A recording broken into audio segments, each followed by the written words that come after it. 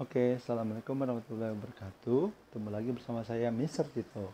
Ya, kali ini saya akan menjelaskan mengenai listening session. Kita tahu bersama bahwa listening session ini ada sekitar 50 soal. Ya, jadi kalian harus menjawab 50 soal ini secara berurutan. Ya, dari yang short conversation, longer conversation, kemudian masuk ke dalam long talk. Nah, di sini perlu kita perhatikan ya teman-teman sekalian, kita harus melihat, so we have to look the general strategies first before we go into the questions ya.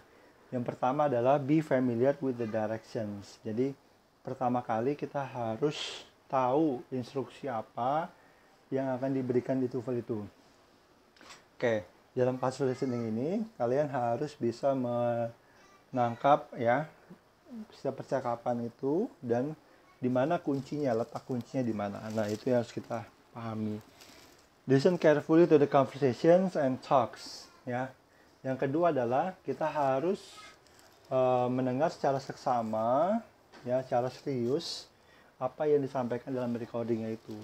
Khususnya di mana letak kata kuncinya ya. Yang ketiga, know where the easier and more difficult questions are generally found. Dan yang selanjutnya adalah kita harus memahami di mana pertanyaan yang paling mudah sampai yang paling sulit. Ya. Kalau di TOEFL itu listeningnya itu yang paling mudah itu ada di soal-soal nomor pertama ya, soal-soal awal itu paling mudah. Kemudian yang paling sulit itu di soal-soal terakhir. Never leave any questions blank on your answer sheet. Ya. Misalkan dari 50 soal itu ya kalian ada nggak tahu 5 soal misalkan, itu jangan dikosongin ya, tapi kalian harus bisa menebaknya ya, kira-kira yang mana yang benar 50-50 ya, yang mana nih kira-kira. Use any remaining time to look ahead at answers to the questions that follow. Jadi ketika masih ada waktu ya, if you have enough time after you listen the recording ya, and then answer it, and then you can go to the next questions ya, to the answers, and then you can comprehend ya, or understand the question. Jadi kamu kalau ada waktu lagi, kamu juga bisa menjawab atau membaca lagi soal-soal berikutnya. Ya, untuk bagian A ini kita harus, yang pertama adalah listen to each conversation, focus on the second line of the conversation.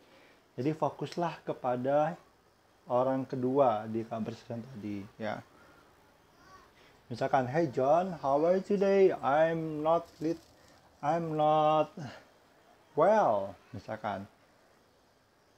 Nah, di situ dibilang John itu tidak tidak baik-baik saja, maka kita harus cari sinonimnya ya. Sinonimnya adalah John is sick. Nah,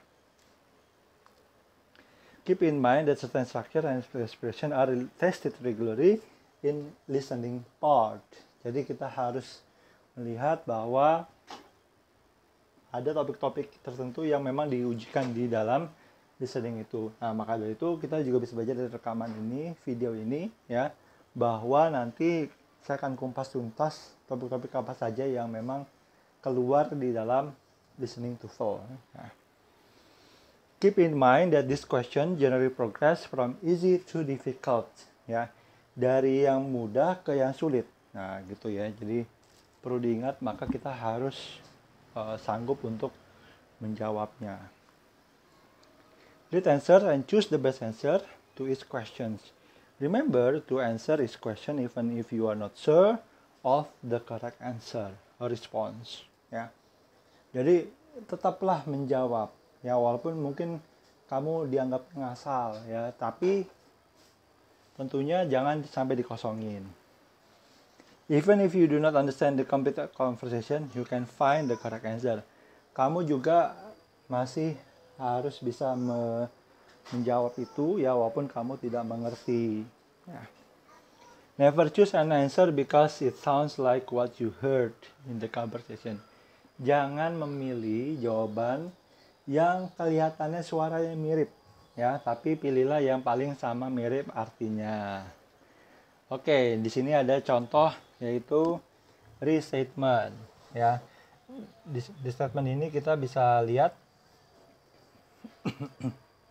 ada dua orang. Steve, is something the matter? You don't look very good. Oh, I'm feeling a little sick today. What does the man mean? Di sini si Steve ditanyakan ya kabarnya, kondisinya. Oh, dia bilang little sick. Nah, rumus di dalam TOEFL itu tadi, kamu tidak boleh memilih jawaban yang suaranya sama ya. Looking, good looking, ini ada good nih, jangan dipilih. Little ada ya di sini ya, jangan. He looks worse than he feels. He's a bit ill. Nah, pilihlah yang sama maknanya, bukan sama suaranya ya. Itu yang perlu kita camkan.